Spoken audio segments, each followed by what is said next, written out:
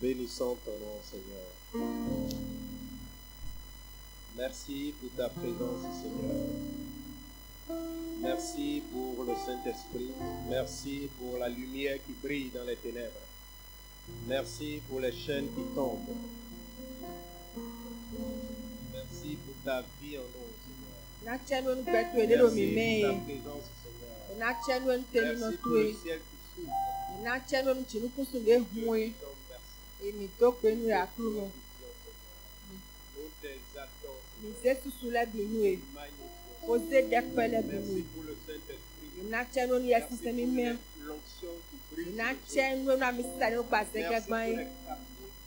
Ina chenu nu me ro kan gbo me mo kan tuntun le yi. Ina chenu na ihade mo fojira do le yi. To nu ikoto ya kuro no. Ina chenu nu kundi de le. Ina chenu nu kan tuntun le.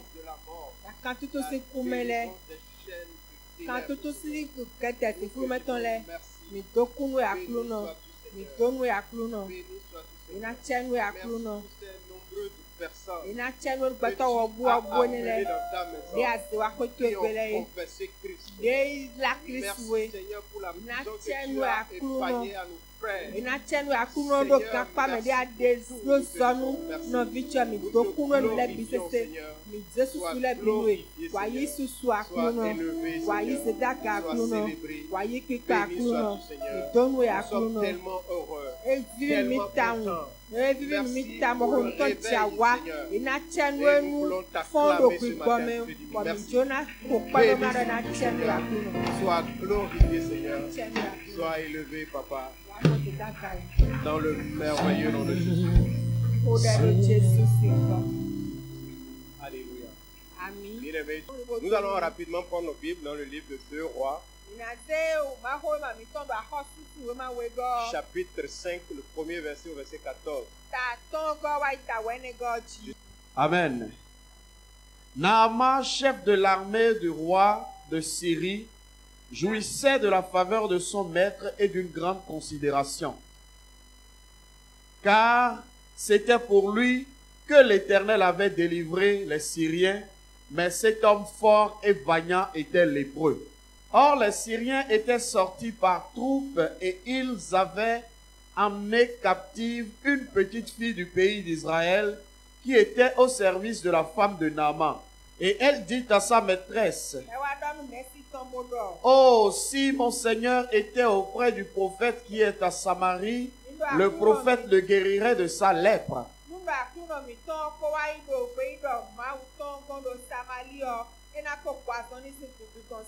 Naaman alla dire à son maître: la jeune fille du pays d'Israël a parlé de telle et telle manière. Et le roi de Syrie dit: va, rends-toi à Samarie et j'enverrai une lettre au roi d'Israël. Il partit prenant avec lui 10 talents d'argent, 6000 cycles d'or et 10 vêtements de rechange. Il porta au roi d'Israël la lettre où il était dit: maintenant, quand cette lettre te sera parvenue, tu sauras que je t'envoie Naaman mon serviteur, afin que tu le guérisses de sa lèpre.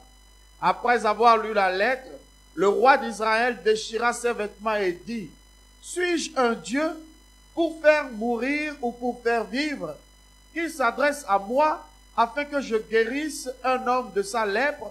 Sachez donc et comprenez qu'il cherche une occasion de dispute avec moi. Lorsqu'Élisée, homme de Dieu, apprit que le roi d'Israël avait déchiré ses vêtements, il envoya dire au roi: pourquoi as-tu déchiré tes vêtements? Laisse-le venir à moi, et il saura qu'il y a un prophète en Israël. Naaman vint avec ses chevaux et son char,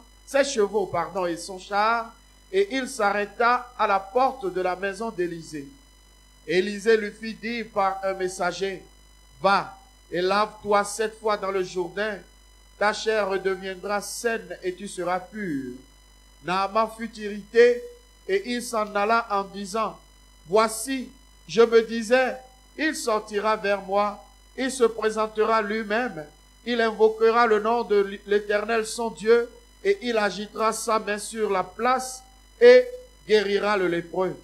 Les fleuves de Damas, l'Albama, le Parpar, ne valent-ils pas mieux que toutes les eaux d'Israël?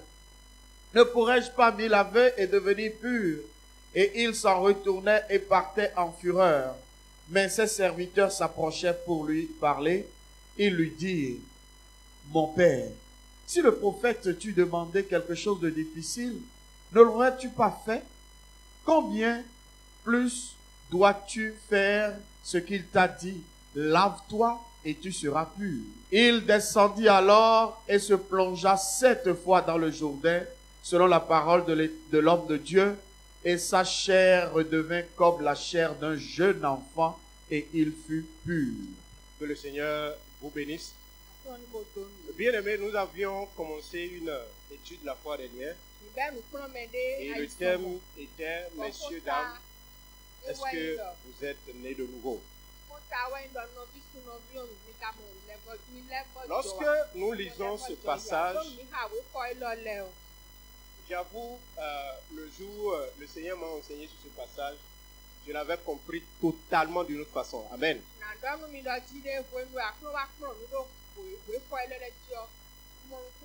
Voilà un homme qui est de Syrie. Il n'est pas juif. Il est de Syrie. Il est chef d'armée du roi de Syrie. Et la Syrie a toujours été en guerre contre Israël. Mais cela n'a pas empêché Dieu d'utiliser Naaman.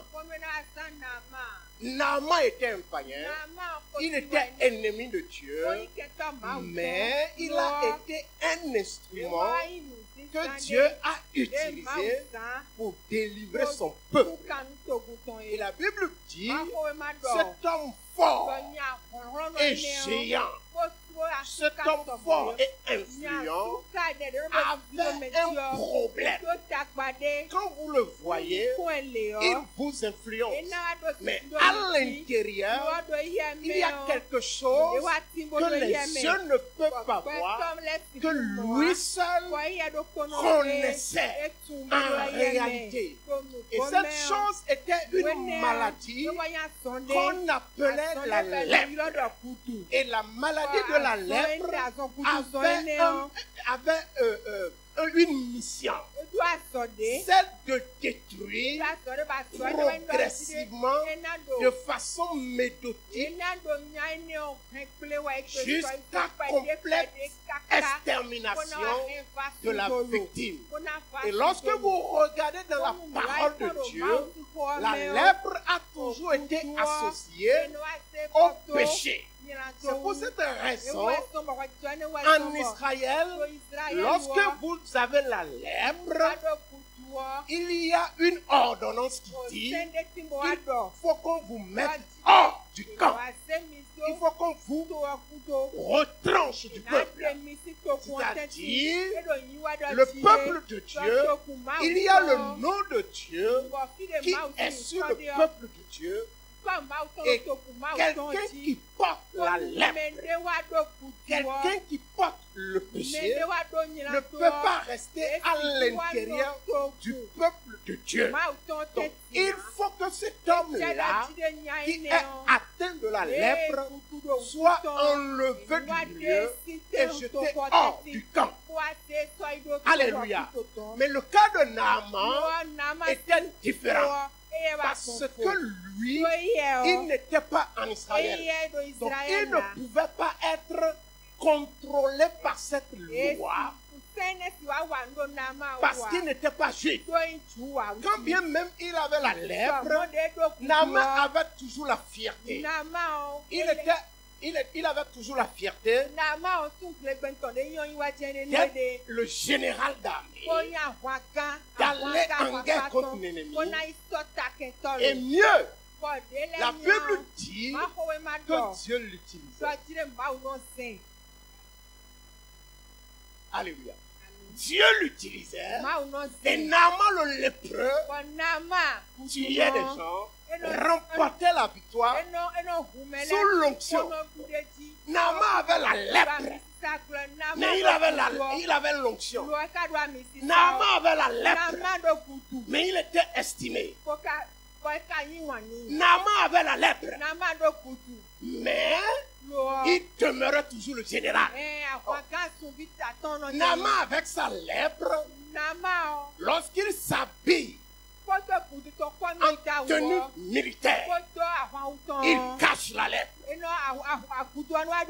Et quand vous le voyez, comme c'est un général, si vous êtes colonel, vous devez vous mettre au garde à vous.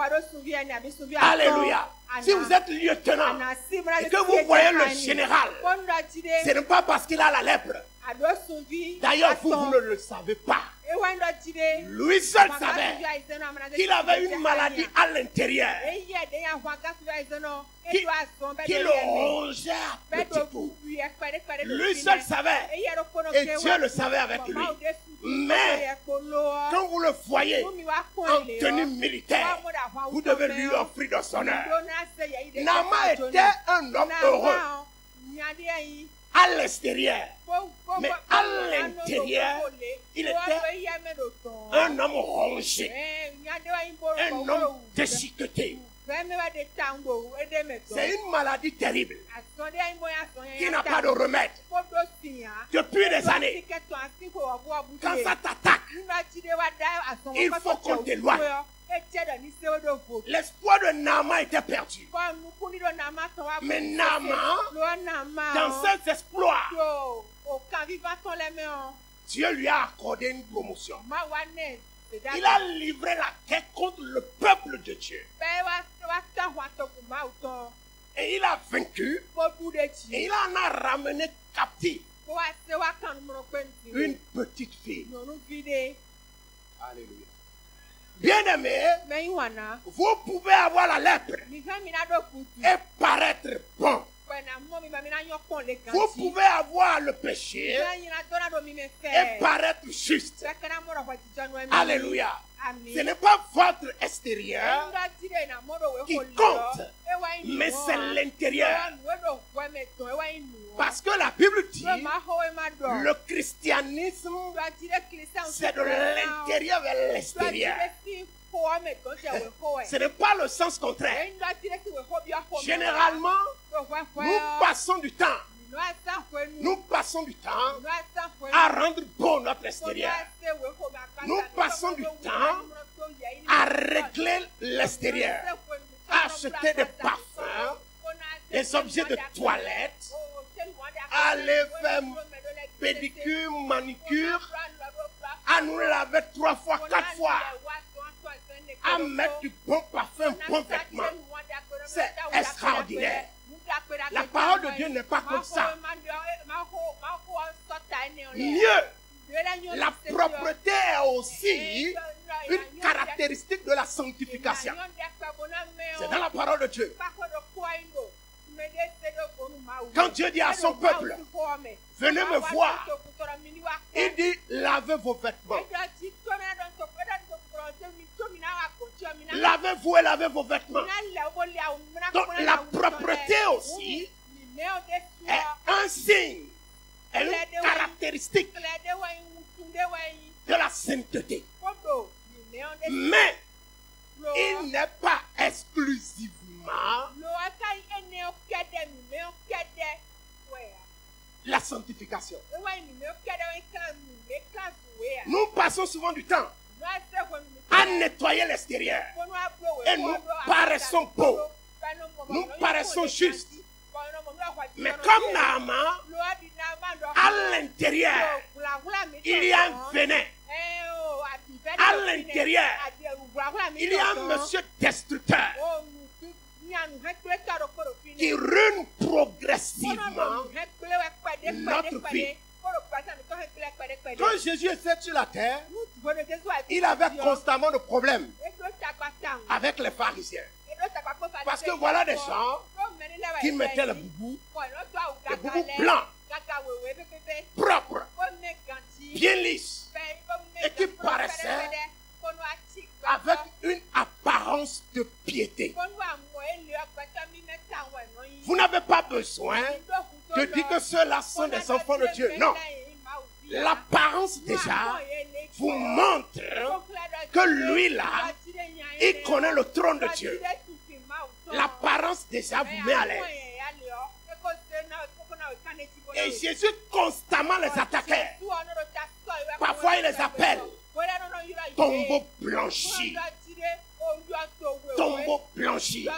Pourquoi? Vous avez pris le soin de soigner l'extérieur. Mais à l'intérieur, il n'y a que des ossements. Il n'y a que des cadavres. À l'intérieur, il n'y a que de la pourriture. C'est exactement la même chose qui se passe aujourd'hui. Où nous, sous la bannière d'être un enfant de Dieu, oh, proche du pasteur, ami des prophètes, amis des prophètes, nous avons à l'intérieur un venin qui nous ruine, une vie de péché accrue. Mais nous paraissons pauvres. Il y en a les dimanches qui ne peuvent pas venir à l'église s'ils n'ont pas un nouveau vêtement.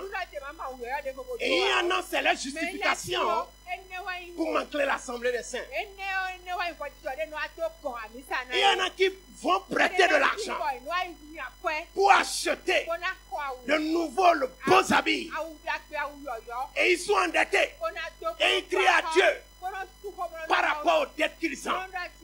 Mais quand tu regardes à l'intérieur,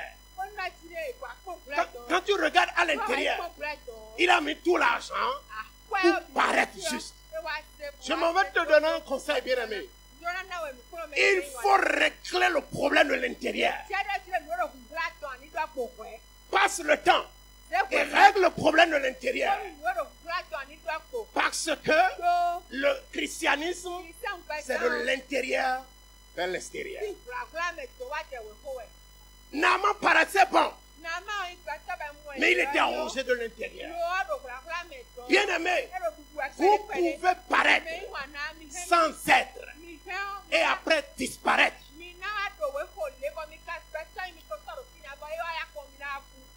Je reprends. Vous pouvez paraître sans être et disparaître. Vous pouvez paraître sans être et disparaître. Pour cette raison, nous avons besoin, en tant qu'enfants de Dieu, de régler le problème de l'intérieur. Naaman a attrapé cette fille comme un trophée. Et je peux vous dire, c'est le meilleur accomplissement qu'il a eu à faire. Le problème de Naaman, comment est-ce que moi qui suis vieux, moi qui ai peut-être 45 ans, 50 ans, dont la peau est rongée, pas des taches de la lèpre, ma peau peut encore devenir comme celle d'un petit enfant. Ça vous rappelle quelque chose? Vous n'êtes pas encore. Comment quelqu'un qui a déjà passé le cap de la soixantaine, qui a une peau totalement ruinée,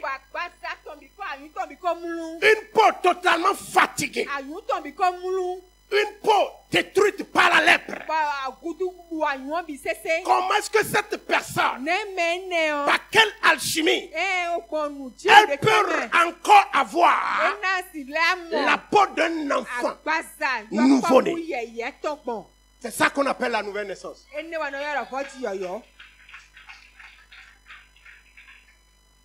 Comment après avoir été ruiné, détruit par la lèpre,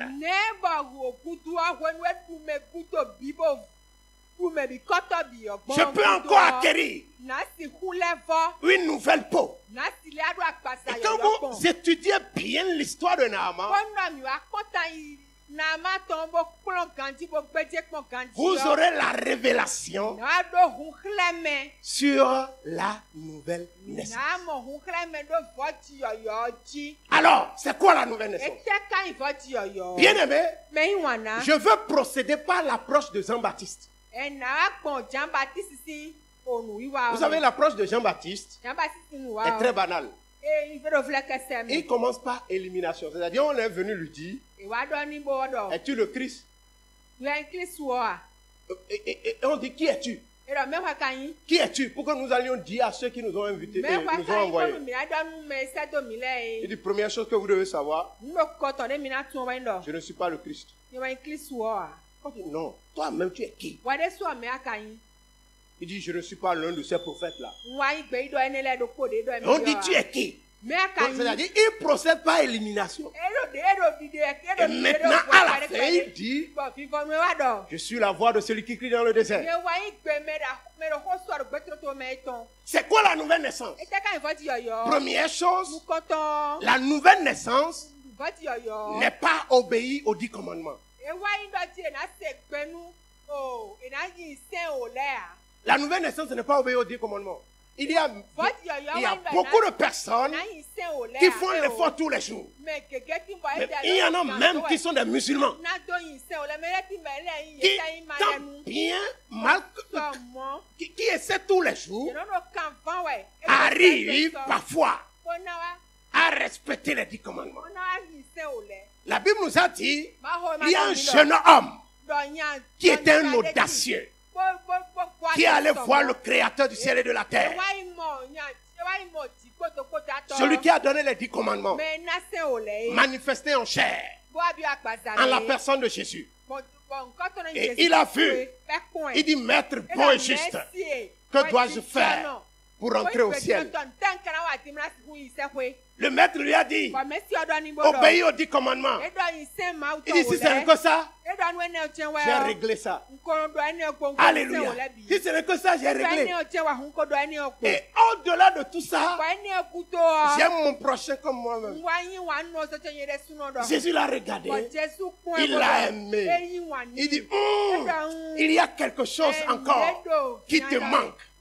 Parce que la nouvelle naissance n'est pas obéie seulement aux 10 commandements. Alléluia. Deuxième chose, la nouvelle naissance n'est pas croire en Jésus et suivre Jésus. Je vais vous choquer. Alléluia. Je vais vous choquer.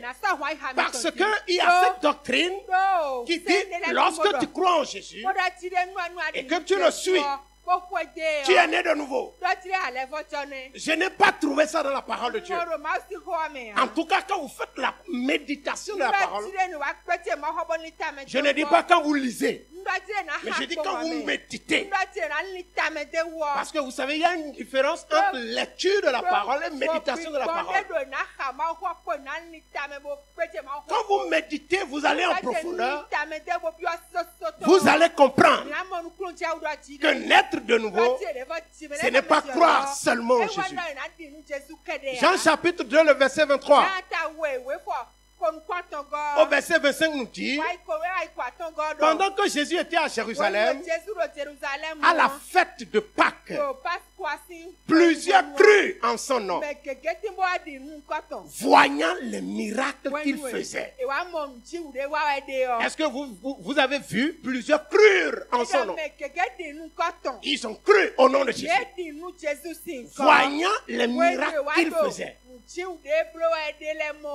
Mais Jésus ne se fiait point à eux parce qu'il les connaissait tous et qu'il n'avait pas besoin qu'on lui rendît témoignage d'aucun homme, car il savait lui-même ce qui était dans l'homme. Voilà des gens qui ont vu la résurrection de personnes, qui ont vu des lépreux être purifiés, qui ont vu des paralytiques se lever. Et la Bible dit, ils se sont mis en foule et ils ont commencé à suivre Jésus. Ils ont cru. Il dit, celui-là, il a le message. Celui-là, il est un envoyé de Dieu. Et ils ont cru en lui. Mais la Bible dit, Jésus les regardait, il ne se fiait point à eux. Non, parce que l'essentiel n'est pas seulement de croire en lui, même si c'est une étape. Confesser Christ n'est pas une nouvelle naissance, mais c'est une étape de la nouvelle naissance. Troisième chose, ce n'est pas abandonner temporairement un défaut. Non, vous savez, pendant que vous êtes en train d'entendre ce message, il y a certaines personnes qui vont prendre la résolution de laisser un certain nombre de choses, mais temporairement. Alléluia. Et quand on fait ça, on pense souvent qu'on est né de nouveau. Il n'y a pas une naissance dans la famille de Dieu pour un mois, pour 2 mois, pour une semaine. Non.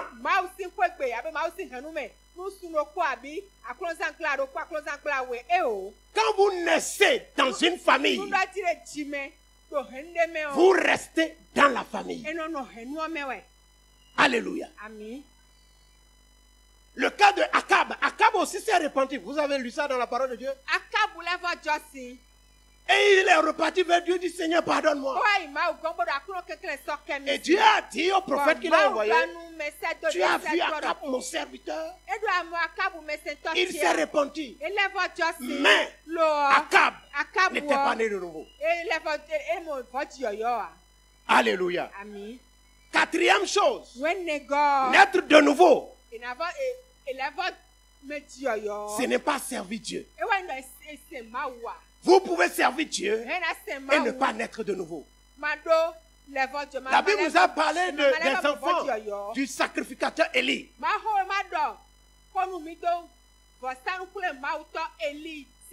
Ils étaient sacrificateurs, nés sacrificateurs, des parents sacrificateurs. Leur grand-père est sacrificateur. Leur grand-père a été sacrificateur. Leur arrière-grand-père a été sacrificateur. Et eux aussi sont sacrificateurs. Mais la Bible dit, ils ne connaissaient pas l'Éternel. Ils ne connaissaient pas l'Éternel. Nous pensons souvent que si nous servons Dieu, ça veut dire que nous sommes nés de nouveau. Non, bien aimé, allons au-delà de ça. Mon père est pasteur. Mon cousin est pasteur. Mon frère est pasteur. Je suis le grand frère de la famille. Lui, il vient de naître. Et c'est lui qui a ainsi dit le Seigneur. Ne fais pas de toi un être qui est né de nouveau. Ma femme, elle est prophétesse. Quand elle lève la main, tout le monde tombe. Donc tu crois que tu es sauvé? Parce que tu dois à côté de l'onction. Elle peut partir et toi tu vas rester. Nous avons dit il y a 3 dimanches que Dieu ne fait exception de personne. Il a mis sa parole au-dessus de son nom. Et lui-même respecte sa parole.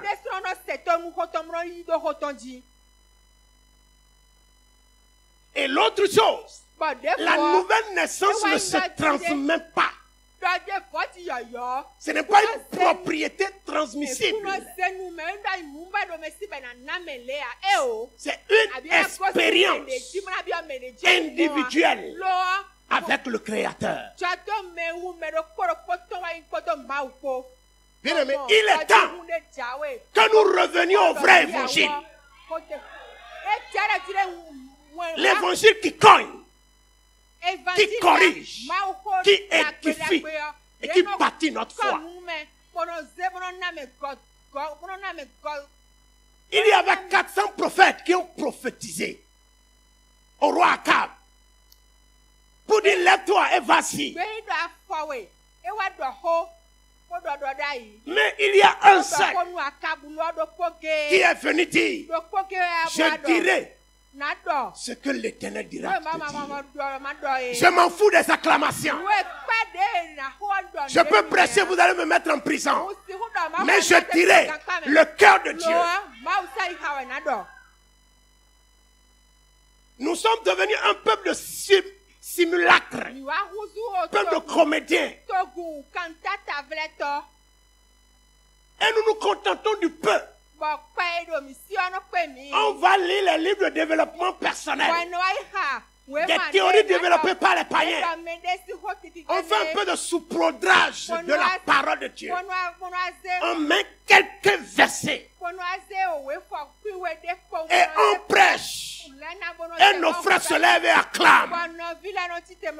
Il y a des messages que des grands hommes de Dieu, soi-disant, ont prêché, que des païens peuvent prêcher mieux. Quand c'est comme ça, ça ne vient pas du trône. Parce que ce n'est pas l'esprit que vous prêchez la parole.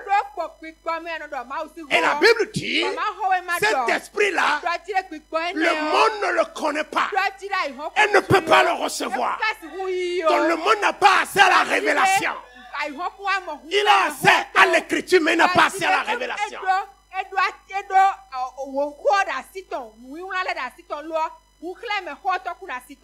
Bien aimé, quand vous suivez, vous allez comprendre que vous pouvez être à l'église des années et ne pas naître de nouveau.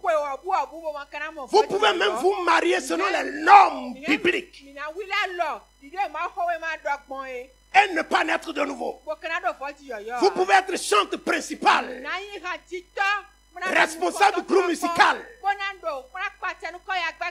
C'est toi qui ouvres la porte aux gens pour devenir choriste et ne pas naître de nouveau. Pire, vous pouvez même être un pasteur et ne pas naître de nouveau. Oui, un lépreux qui porte le masque des chrétiens.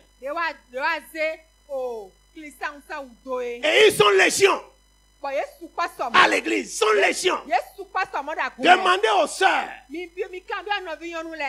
qui veulent se marier, elles vont vous dire les propositions qu'elles reçoivent.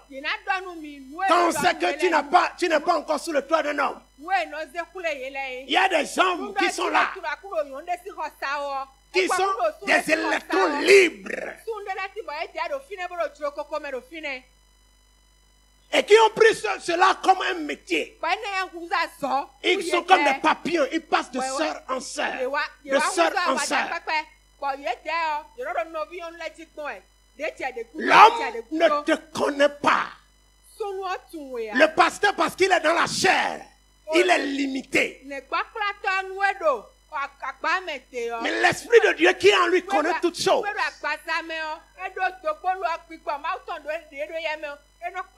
Heureusement, ce n'est pas lui qui va juger. C'est Dieu qui t'a vu, qui te jugera. Alléluia. Amen. Dieu ne fait exception de personne. C'est quoi la nouvelle naissance? Jésus nous a dit dans le livre de Jean chapitre 3, le verset 5, il nous a donné la clé. Jésus répondit, en vérité, je vous le dis, si un homme ne naît d'eau et d'esprit, il ne peut entrer dans le royaume de Dieu.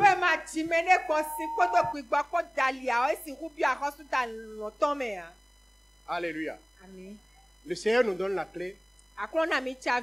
Il dit, si un homme ne naît d'eau et d'esprit, il ne peut voir le royaume de Dieu. Il n'a pas dit, il ne peut rentrer. il ne peut voir. J'ai dit la fois dernière, il faut voir pour rentrer. Alléluia. Il a dit deux choses. Naître d'eau et d'esprit. C'est quoi naître d'eau? C'est quoi naître d'esprit? C'est quoi naître d'eau? C'est quoi naître d'esprit? Et bien aimé, je veux vous dire, quand vous prenez, beaucoup de théologiens disent, naître d'eau, c'est naître du baptême. Alléluia. On dit naître d'eau, c'est naître du baptême d'eau. Mais quand vous regardez dans le fond, vous allez voir, et dans la suite, Jésus a clairement apporté les réponses. Il parlait de deux éléments par lesquels Dieu fait tout. Le premier élément, il a mis ici en parabole, c'est l'eau.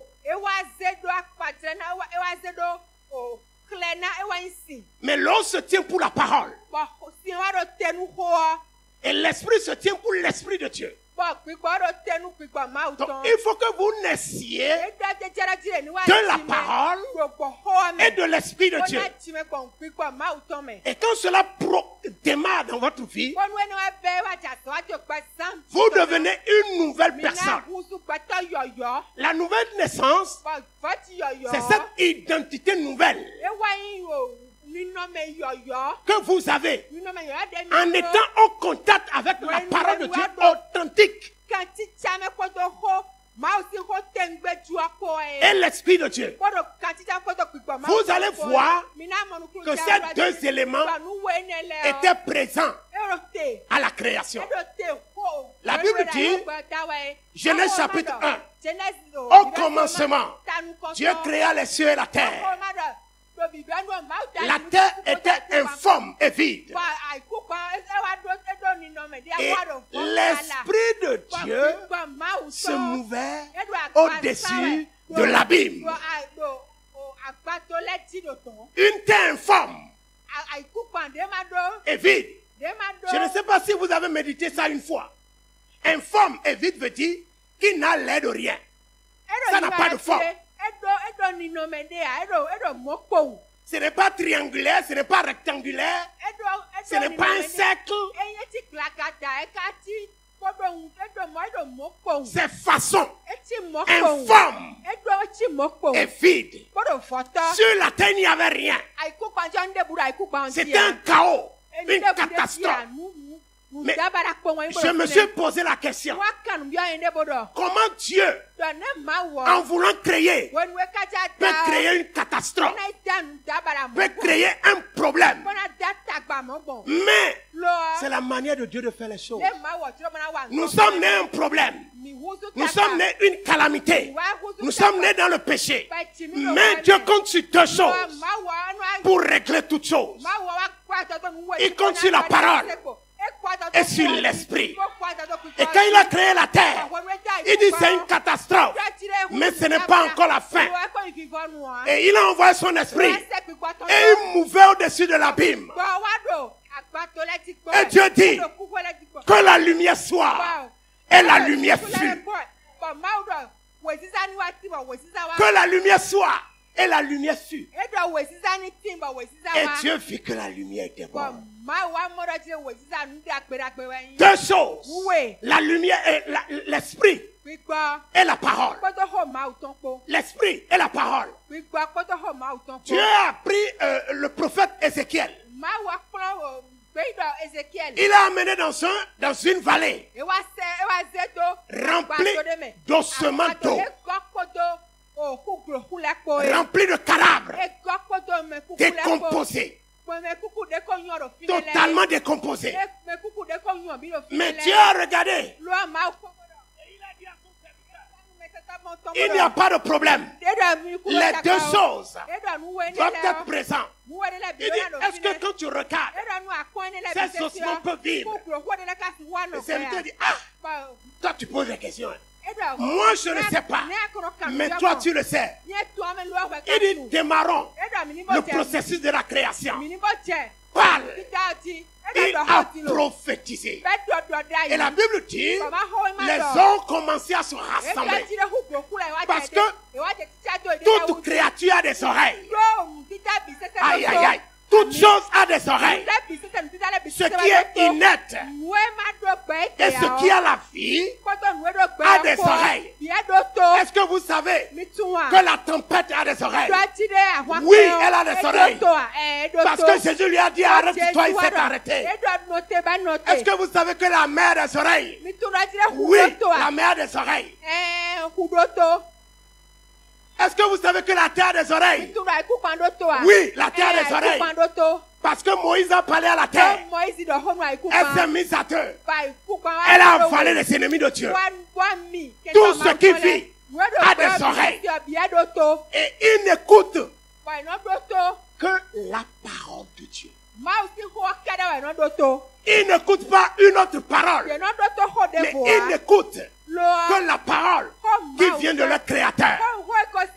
Et quand ils entendent, ils se mettent au cadavre. Ils disent, le créateur, on a entendu ta parole.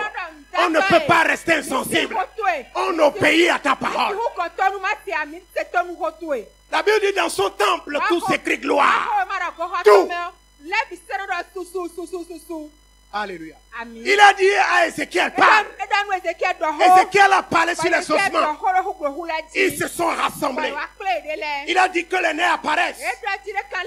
Les nerfs sont apparus. Il a dit qu'il y a la peau. La peau est apparue. Maintenant, il dit, bon, que l'esprit souffle. Oui, que l'esprit souffle. La deuxième composante. La deuxième chose. Il dit que l'esprit souffle. Et l'esprit a soufflé. Et la Bible dit, ils ont pris la vie en eux. Et ils sont devenus une armée géante. Deux choses. La parole et l'esprit. Et je veux vous expliquer quelque chose avant de finir. Parce que ce n'est pas beaucoup de temps. Quand vous regardez un homme, l'homme est le produit du mariage entre le ciel et la terre.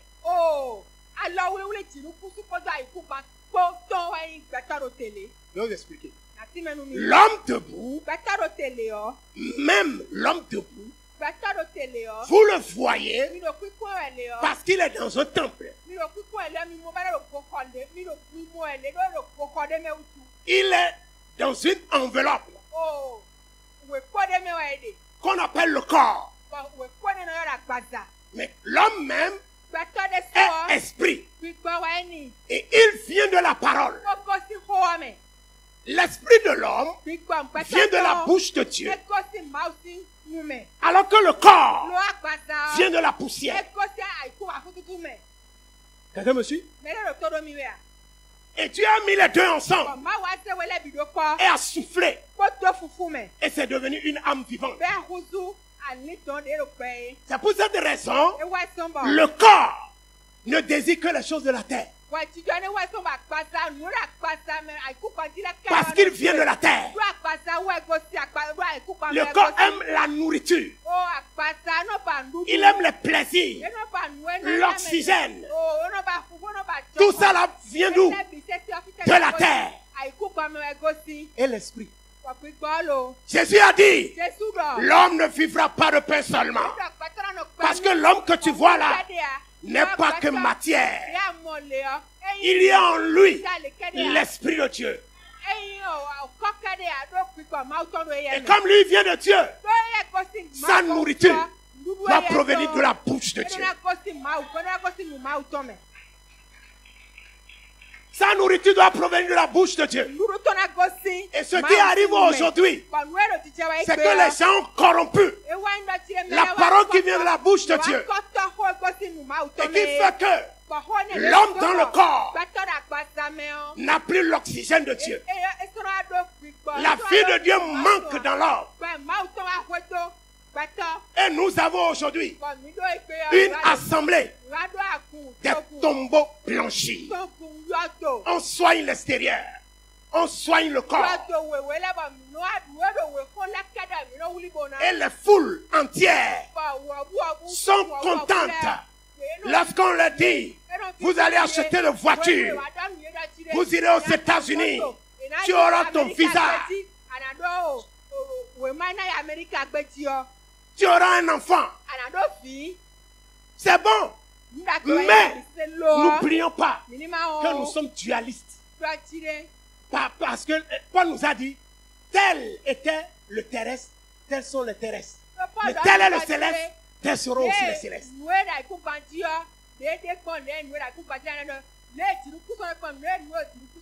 Nous sommes nés sur la terre, mais ne sommes pas des terrestres. Parce que notre origine, c'est de la bouche de Dieu. Et comme nous sommes nés dans le péché a fait cette séparation entre nous et notre Créateur.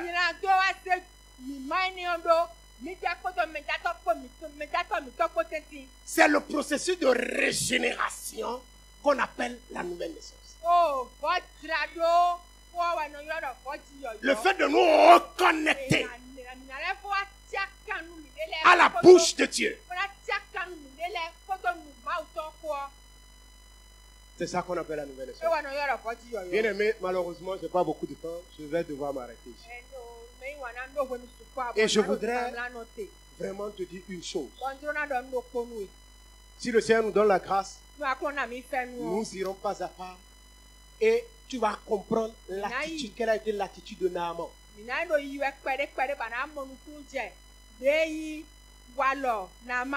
La vie de Naaman révèle la vie de beaucoup de chrétiens.